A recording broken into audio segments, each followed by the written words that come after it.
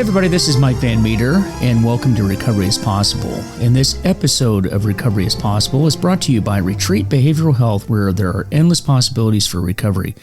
Retreat provides quality care at their leading mental health and substance use treatment centers, which are designed to offer patients truly personalized and comprehensive programs that are tailored to their needs. So Retreat Substance Use and Mental Health Treatment Centers in Palm Beach County, Florida, Lancaster County, Pennsylvania, and New Haven, Connecticut do everything in their power to ensure that patients receive the highest quality treatment in a safe and comfortable setting. So reach out today at retreatbehavioralhealth.com or call at 855-802-6600 for more information. Good folks, and reach out to them if you need help. That's retreatbehavioralhealth.com. Folks, and today I want to talk about this idea of powerlessness over addiction. You know, you hear that a lot in 12-step recovery circles. And, I get that question quite a bit from patients. You know, are we powerless over drugs and alcohol? And is this a disease or is it really a moral issue? And I've talked about this before.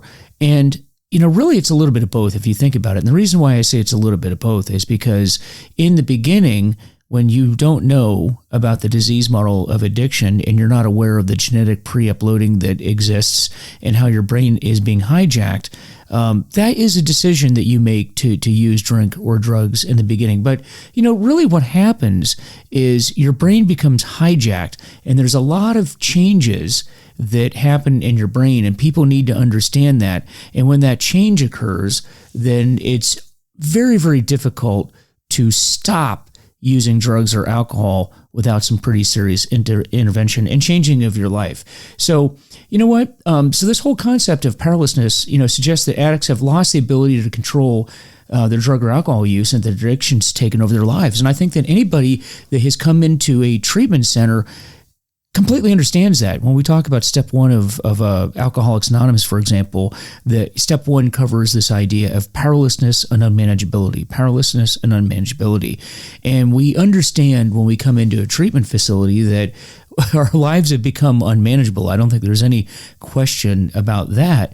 But this idea of powerlessness seems to perplex a lot of people, and we have to demystify that. And, we're going to talk about the several reasons why addiction can be described as a loss of power over use. And one of the major factors is that drugs and alcohol can cause changes in the brain that make it difficult for individuals to control their cravings and impulses. And so that's what we have to understand, is that there's a lot of neuroplasticity in the brain, and the brain changes. It really does changes. And those neural pathways cause us to remember that the pleasure came from a particular area. And what happens is you get endorphins and dopamine that is released into your system once you use drugs or alcohol that increases to the point. And remember, dopamine is going to be a hormone that gives you this sense of pleasure. And when we keep spiking dopamine levels in our system, those dopamine levels can actually outpace dopamine levels released in relation to other things that we do that are pleasurable. For example, the sex act. I tell patients all the time, or ask them rather, when at the height of your drinking or drugging, have you gotten to the point to where you don't even enjoy the sex act that much? In other words, you can have relations with your partner or you use. How many of you use drugs or alcohol instead of having the relations with your loved one? And it's surprising how many patients actually say, yeah, that's the case. I would rather use drugs or alcohol than be with my partner. And the reason for that is because of the increased dopamine levels that are released, and it surpasses the amount of dopamine that's released in the sex act. And it's not uncommon at all for patients to come in and talk about how they feel like when they give up drugs or alcohol, they feel like they're going through a divorce. They feel like they are leaving a relationship, almost like a relationship with a person. Very, very common. And that's always been interesting to me, because if you think about being in mourning, and patients will talk about that often, where they feel like they're in a state of mourning after having to give up drugs or alcohol. And if you think about it, we mourn the loss of people or living things. Like you might mourn the loss of a dog or a pet, but certainly a person, if you have gone through a divorce or if you've had a death in the family, someone close to you, you mourn the loss of that person. But oftentimes patients will talk about how they are mourning the loss of drugs or alcohol, almost like it's a relationship that they had with a human being. And that's because of that pleasure reward system that has taken over in our brains.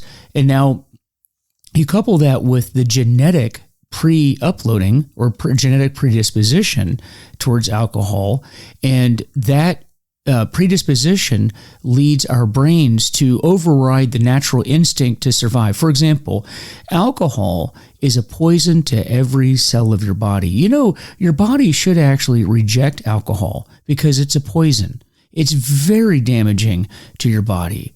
And every cell of your body, as a matter of fact. But when we're talking about the brain and the chemicals that are in the brain and the all of the chemicals and the vitamins and minerals and the things that we need for our brain to operate efficiently and effectively, they're diminished. For example, GABA levels are dropped, serotonin levels are dropped, and these have to do with the feelings of wellness. When you're drinking alcoholically, if we're just talking about alcohol here, the B series of vitamins are not absorbed correctly into your body, and that would be like vitamins B1, 3, 6, and 12. And 1 and 3 have to do with neurological functioning, and they are greatly reduced. And oftentimes that's when people come into treatment, they don't really act rational, and you think, wow, that person's acting crazy. Well, it's not by accident. It's because their brain has been, it's deleted the vitamins and the minerals that it's needed to operate effectively, and that has to be restored. That's why when you come into a treatment center, oftentimes you're given massive doses of vitamins like niacin, thiamine, the B series of vitamins, and those are put into your system to try to restore your body to its restore it to homeostasis and get your brain operating correctly again, because you're malnourished and you've been using drugs and alcohol, which have depleted these things, and we have to get that back up. So when you're in that state where all of this has been depleted and you're battling that genetic predisposition and you're battling the neural pathways that have been challenged and altered and changed, then it takes time for that to repair. And when we keep using over and over, that's what gives us that sense of powerlessness.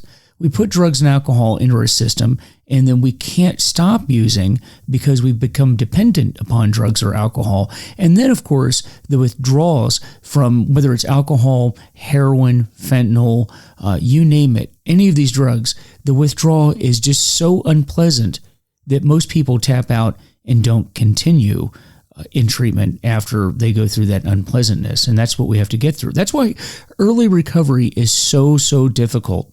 And it may take about a year to a year and a half, depending on how toxic you are. It may even take up to 2 years for your body to adjust and reprogram itself, getting all those vitamins, those minerals back into your system, and then allowing your brain to heal the neural pathways. Recovery takes time, and you just have to be patient. It is very, very unpleasant in the beginning. Now, the best thing that you can do, and a piece of advice that I can give you, is to throw yourself into a program of recovery and do everything that you can do in the beginning of recovery to get into and stay in recovery. It's painful, it's awful, it's very unpleasant physically, emotionally, spiritually, in every way you can imagine, but you have to do it. And the sooner you get into recovery, the better. The sooner the better, and the longer you can stay abstinent from drugs or alcohol, the better off you're going to be, and the higher the likelihood that you're going to get into long-term recovery if that's something that you desire, right?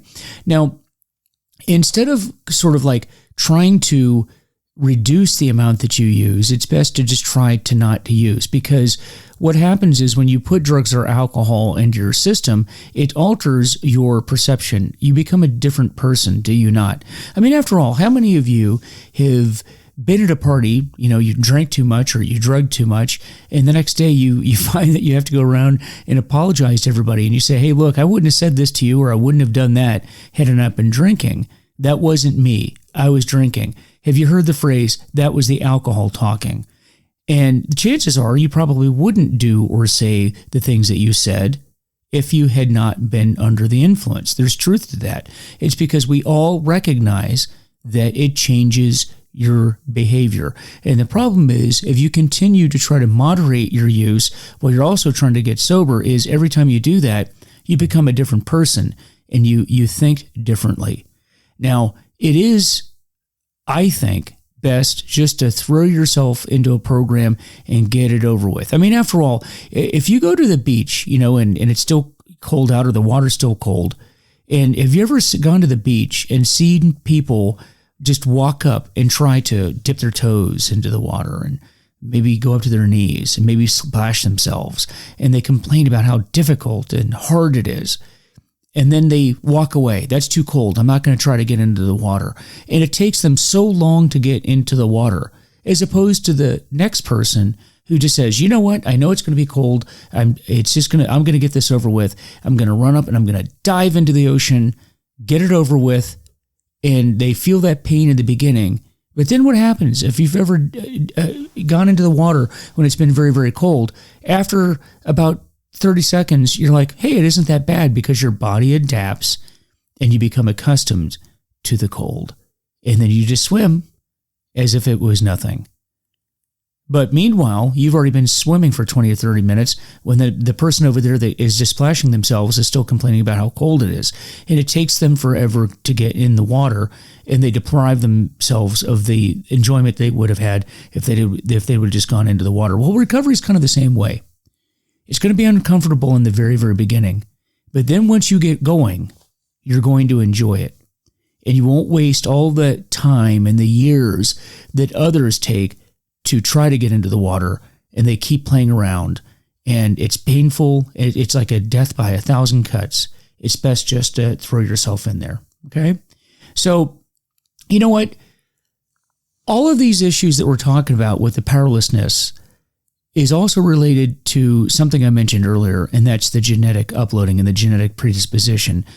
There's no question the vast majority of people that have addiction issues have that genetic predisposition, meaning that addiction was somewhere else in their family line. Somewhere else in the family line. It doesn't mean that every generation had it. It just means it's in the line somewhere. And you have no control over that. What happens is, if you have that genetic predisposition towards addiction, and I'll just take alcohol, for example. In alcohol, we know that when you go through the physiological processing of alcohol, as it goes through your body, it goes in as ethyl alcohol and comes out as carbon dioxide. In the mid state, it's in a form known as acetaldehyde. And when it's in that state, acetaldehyde, in alcoholics, it creates like a heroin-like substance that gives you that euphoria that only alcoholics experience. Non-alcoholics don't experience the same feeling that alcoholics experience. In fact, if you think about it, do you not know people that have 2 or 3 drinks and they think, oh my goodness, I'm getting tingly. I don't like it. I don't like that feeling. I feel like I'm losing control. And they stop. Well, that's because their bodies are wired correctly. They're wired correctly. Their bodies shut down the alcohol, and if they drink too much, they'll throw it up. It's because their bodies recognize that this is a poison and they need to stop and purge. Not so with the alcoholic. What happens with the alcoholic is, not only do they not feel uncomfortable, but they feel a euphoria. And it's a very intense euphoria, almost like what a heroin addict experiences. And you want more and more and more until you eventually ruin everything in your life and die. What's happening there is that the signals being processed in the brain are the diametric opposite of what they should be. Instead of shutting the poison down, the brain says, we need more of this. How much more? Well, a whole lot more. and more is better. And we will keep going until it's out or we are out. And if you're a good alcoholic, you always make sure that you're not out. But that's the way that it works. Now, that's not good. It really isn't good. It means that there is no off switch. And their old saying is, it's not the 100th drink that kills you, it's the first drink that kills you.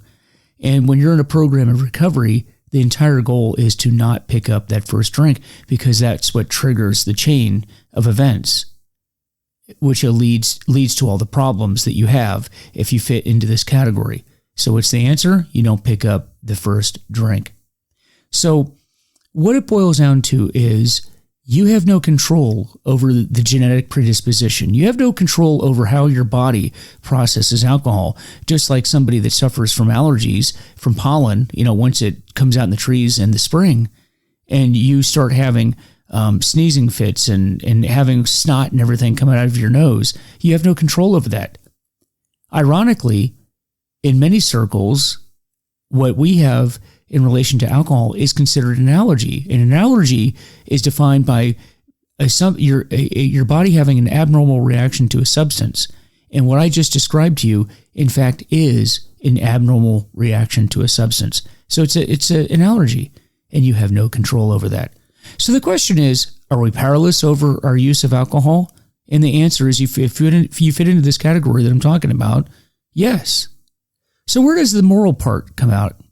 If you've had a period of abstinence and you go back out and you drink after years of sobriety and you know all the things that we're talking about, you understand the things that we're talking about, and you make that decision to drink again, then I would say that actually is a moral issue, because you made the decision to do this despite the knowledge of all of the things that we have just talked about. But it all comes back to the powerlessness. And always remember this, that addiction is a disease of the mind and the body, of the mind and the body. And it's as much a disease of the mind as it is of the body. It's the disease that tells you that you don't have it. It's the disease that even when you do recognize that you have it, you minimize it. That's why we always come up with excuses. It's not that bad. Alcoholics don't drink beer. They drink hard liquor. That's a myth. I'm a functional alcoholic. If you even have to use that phrase, you're not functional. There's nothing functional about it.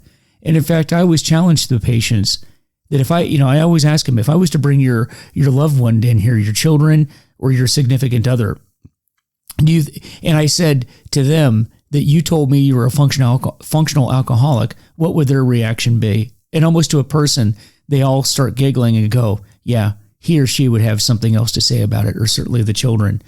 There's nothing functional about it. And the reason why we use that term is because we want to minimize it. Our brain doesn't want us to realize that it is bad, that it is as bad as it is. So folks, if you're in this category, you're powerless over drugs and alcohol, and the best thing to do is to stop and get into a program that will help you stay stopped. And that's a community. That's a recovery community. People that are supporting you. If you need to get a therapist and work on the causes for you wanting to numb out, wanting to escape, wanting to isolate, we need to address those issues as well. And that's very important that we do that. But if you are someone that has even needed to consider stopping, you probably do need to stop. And that really is the definition of powerlessness over this. Because if we could stop of our own willpower, we would have. But we can't. And that's why we need help. We need support. We need guidance. We need community. That's what recovery is all about. And so, folks, with that, this episode has been presented to you by Retreat Behavioral Health, where there are endless possibilities for recovery, and there really are. Retreat provides quality care at their leading mental health and substance use treatment centers, which are designed to offer patients truly personalized and comprehensive programs that are tailored to their needs. So Retreat Substance Use and Mental Health Treatment Centers in Palm Beach County, Florida, Lancaster County, Pennsylvania, and New Haven, Connecticut do everything in their power to ensure that patients receive the highest quality treatment in a safe and comfortable setting. So reach out today at retreatbehavioralhealth.com. or call at 855-802-6600 for more information. And folks, with that, this is Recovery is Possible. I'm Mike Van Meter. Thank you for joining me tonight. I know you got a lot out of this. Guys, you can do it. Recovery is possible. See you next time.